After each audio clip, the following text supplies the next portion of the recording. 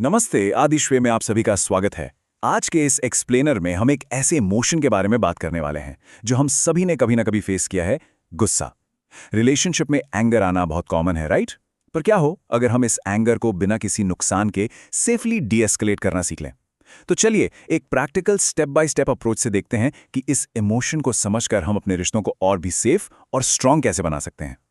Okay, let's dive into this. आज का हमारा रोड मैप बिल्कुल क्लियर है। हम शुरुआत करेंगे गुस्से के इम्पैक्ट से, फिर हम आइडेंटिफाई करेंगे उन ट्रिगर्स को जो आग लगाते हैं। उसके बाद डी एस्केलेशन के कुछ प्रैक्टिकल स्टेप्स और नॉन वायलेंट कम्युनिकेशन टेक्निक को डिटेल में समझेंगे। आगे चलकर प्रॉब्लम्स को सेफली डिस्कस करने का सही वक्त और आखिर में प्रोफेशनल हेल्प कब लेनी चाहिए, इन सब पर भी बात करेंगे। तो चलिए शुरू करते हैं। तो सबसे पहले बात करते हैं गुस्से के इम्पैक्ट की। जब भी रिलेशनशिप में हॉस्टिलिटी या गुस्सा लगातार आने लगता है तो पता है क्या होता है, ये धीरे धीरे ट्रस्ट और इमोशनल सेफ्टी को बिल्कुल खोखला कर देता है। दो लोगों के बीच का जो स्ट्रांग बॉन्ड होता है ना, वो इस लगातार चलने वाली टेंशन और आर्ग्यूमेंट्स की वजह से वक्त के साथ बहुत वीक पड़ने लगता है। अब यहाँ एक बड़ा दिलचस्प सवाल दिमाग में आता है, क्या एंगर हमेशा रिलेशनशिप्स को तबाह कर देता है? इसका जवाब है नहीं। देखिए, इमोशन अपने आप में कभी बुरा नहीं होता। गुस्सा आना एकदम नेचुरल है। असली नुकसान तब होता है जब इस गुस्से को गलत तरीके से एक्सप्रेस किया जाता है, जैसे ताने मारना, डिफेंसिव हो जाना या हॉस्टिलिटी दिखाना। बस यही गलत एक्सप्रेशन रिश्तों में दूरियां पैदा करता है। अब सोचिए, इस कॉन्फ्लिक्ट की आग आखिर शुरू कहां से होती है? इसे समझने के लिए ट्रिगर्स को आइडेंटिफाई करना जरूरी है। सच तो यह है कि गुस्सा अक्सर एक कवर, एक मास्क की तरह काम करता है। अगर हम उस सरफेस के नीचे झांक कर देखें तो वहां फियर, पेन या सैडनेस जैसे वल्नरेबल इमोशंस छुपे मिलेंगे। अगर इन असली इमोशंस को पहचान लिया गया तो आधी प्रॉब्लम वहीं सॉल्व हो जाती है। आइए कुछ बहुत ही कॉमन एंगर ट्रिगर्स की एक चेकलिस्ट देखते हैं। जैसे कि फीलिंग अनहर्ड, यानी किसी को लगना कि उनकी बात कोई सुन ही नहीं रहा, या फिर फीलिंग डिसमिस्ड, अनअप्रिशिएटेड महसूस करना, या किसी की पर्सनल बाउंड्रीज को क्रॉस करना।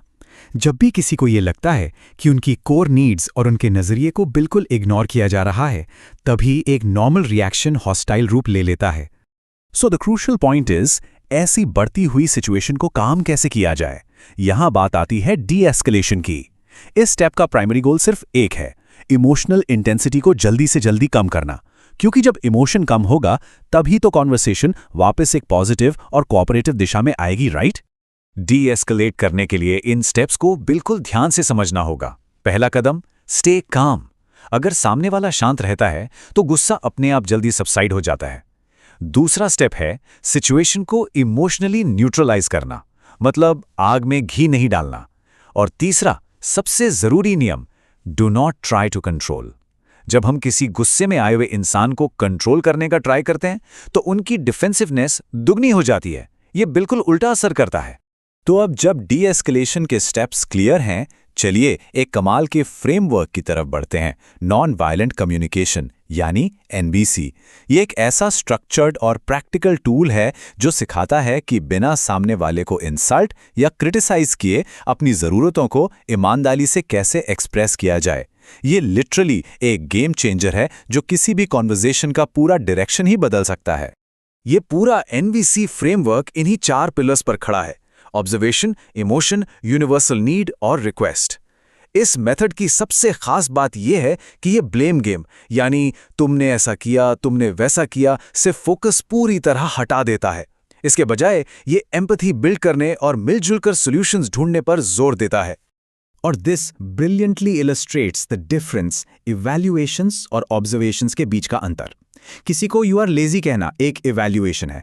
ऐसे शब्दों से तुरंत लगता है कि कैरेक्टर पर डायरेक्ट अटैक हो रहा है। इसकी जगह यू अराइव 10 मिनट्स लेट कहना एक ऑब्जर्वेशन है। जब सिर्फ फैक्ट्स या रॉ इन्फॉर्मेशन को बिना किसी जजमेंट के सामने रखा जाता है तो बहस की गुंजाइश ही नहीं बचती। बिल्कुल इसी तरह थॉट्स और इमोशंस को अलग करना भी बहुत जरूरी है। एक थॉट देखिए, I feel you aren't taking this seriously. अब ध्यान दीजिए, भले ही इसमें आई फील शब्द का इस्तेमाल हुआ है, पर यह असल में एक जजमेंट है, इमोशन नहीं। ऐसी बातें अक्सर नई बहस शुरू कर देती हैं। वहीं दूसरी तरफ आई फील फ्रस्ट्रेटेड कहना एक एक्चुअल इमोशन है।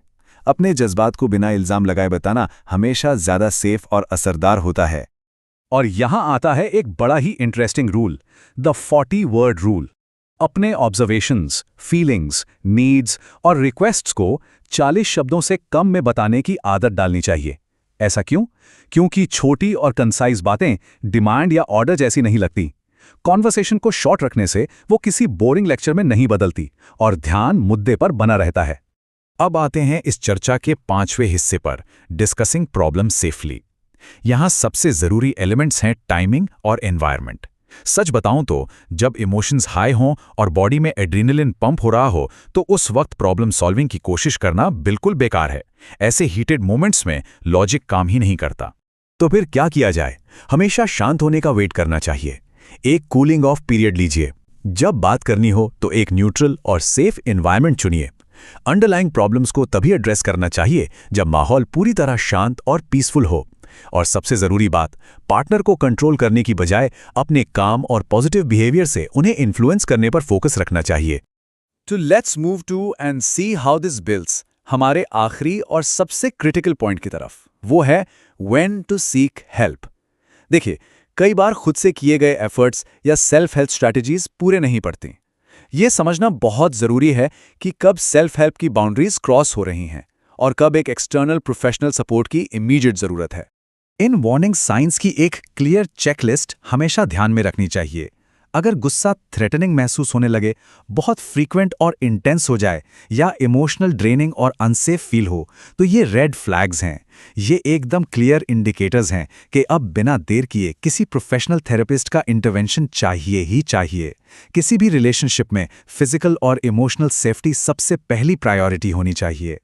इन सभी बातों को रैप अप करते हुए मार्शल रोजनबर्ग का एक बड़ा ही पावरफुल कोट याद आता है, empathy is the gift of hearing someone without taking it personally. यही तो इस पूरे एक्सप्लेनर का कोर मैसेज है। किसी की बात को बिना पर्सनल अटैक समझे सुनना गुस्से को हैंडल करने की सबसे बड़ी चाबी है। तो क्या अगली बार किसी आर्ग्यूमेंट में आग बबूला होने की बजाय एक कदम पीछे हट के एम्पैथाइज करना ज्यादा बेहतर नहीं होगा? ऐसे ही और वीडियोस के लिए हमें लाइक और सब्सक्राइब करें।